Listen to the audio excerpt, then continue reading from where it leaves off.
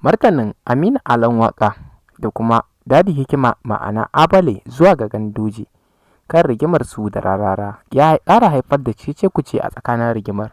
Don mai sauraro, har ya kasance wannan shine karanka na farko na ziyarar wannan channel tamu mai albarka, muna roƙonka da ka daure ka danna mana subscribing sannan ka taɓa alamar ƙararrawa.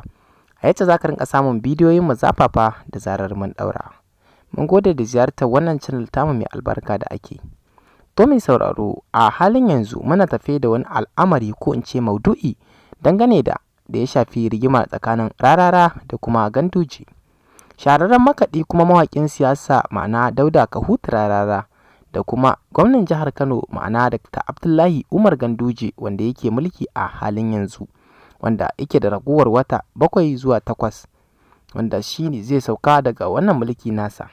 To mai sauraro, idan har ka tuna inda muka tsaya da baka al'amari ko in ce ba'asi kan wannan rigima da ta kasance tsakanin Rarara da kuma Ganduje tun biyu bayan inda muka gaya maka cewa Rarara da Ganduje sun samu rabuwar ra'ayi ko in ce rabuwar kai ne tun biyu bayan neman alfarma da Rararan ya yi, inda yake nuni da cewa sai an bawa Aminu Alan Waƙa da kuma ɗan Hajiya da kuma Abale takara ko in ce gurbin takara a jam'iyyar ta APC, inda jam'iyyar ta APC ma'ana Dr. Abdullahi Umar Gandujen ike kashe ƙasa ice ina ba zai samu wannan alfarma ba. Ganin haka kuma ba zai samu hakan ba, yasa ya tsalle ya fita daga jam'iyyar a matakin jiha, inda ya koma jam'iyyar ADP wanda ya tsaida dan takararsa wanda ake wa lakabi da Sha'aban Sharaɗa a matsayin gwamnan jihar Kano. To mai sauraro, wannan shine dai makasudi, ba sai mun cika ka da surutu ba, domin kuwa mun san ka san wannan tun a baya, domin mun kawo maka labarin a cikin wannan channel tamu mai albarka. To a yau ma an ƙara samun wani sabon al'amari wanda ya ƙara jan hankali, domin kuwa tun biyo bayan yaɗa jita-jita da ake na cewa za a rushe gidan Rarara wanda yake a kan titi na Zoo Road, domin ana irarin cewa gidan nasa ya zo a kan hanyar ruwa ne, domin kuwa zai kasance ya haifar da cunkoson ruwa a yayin da ake tsala ruwan sama, don haka bai kamata a ce yana gurbin inda yake ba. Gwamnatin jihar Kano ta yanke hukuncin cewa za ta rushe gidan nasa, inda al'umma suka rinka tsokaci kamar haka. Wasu na cewa me yasa kafin a samu sabanin fahimta tsakanin Rarara da kuma Gandujen ba a taɓa fuskantar cewa gidan na Rarara akan hanyar ruwa yake ba, sai a halin yanzu da tasu ta ɓaɓe ko in ce tasu ta haɗo su. Wasu na ganin cewa rigimar ko taɓo Gandujen da yi shine makasudin da ya sa Gandujen ya yi yunƙurin rushe mai gidan nasa, domin ya tabbatar ya kuma tozarta shi, ya tabbatar ya bata masa rai kamar yace ya masa. Tun biyo bayan a baya ya zagi manya-manyan gwamnoni kamar haka Shekarau da kuma Kwankwaso, amma bai fuskanci kalubale wanda ya fuskanta kamar na zagin Ganduje da ya ba.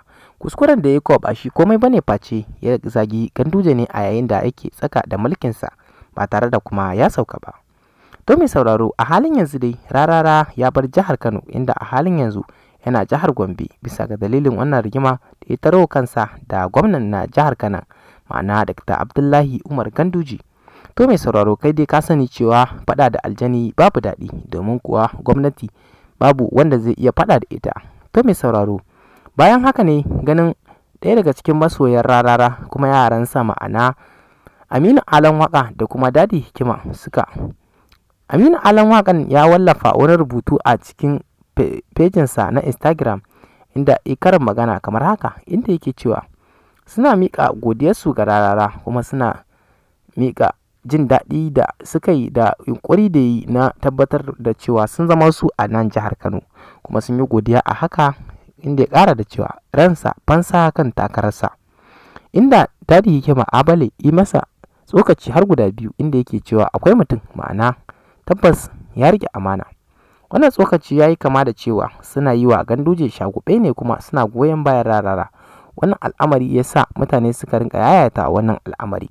To mai sauraro, kamar dai yace muka faɗa maka cewa Rarara a halin yanzu baya jihar nan, ya tsallaka jihar Gombe, domin kuwa zaman garin nan ya gagare shi biyu bayan faɗa da ya yi da kuma gwamnan jihar a lokacin da yake tsakiya da mulki. To mai sauraro, muna jira mu gani shin zai dawo garin nan ko in ce jihar nan a yayin da Ganduje ya sauka ne ko ba haka ba. Ka daure ka yi mana subscribing a wannan channel domin ka samu bidiyo na gaba. Mun gode da jimirin bibiya.